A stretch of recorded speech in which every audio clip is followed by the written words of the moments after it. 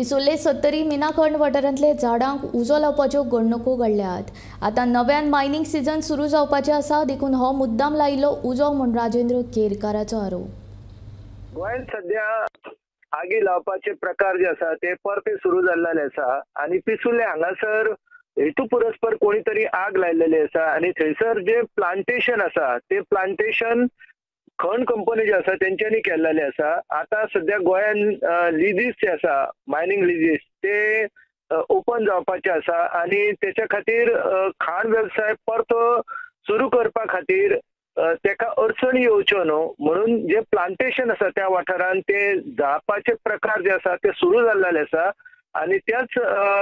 पद्दतीन पिसुल्ले सत्तरी हांगासर जो मिना खणीचो वाठार आसा त्या वाठारान काल सांचे मोठ्या प्रमाणात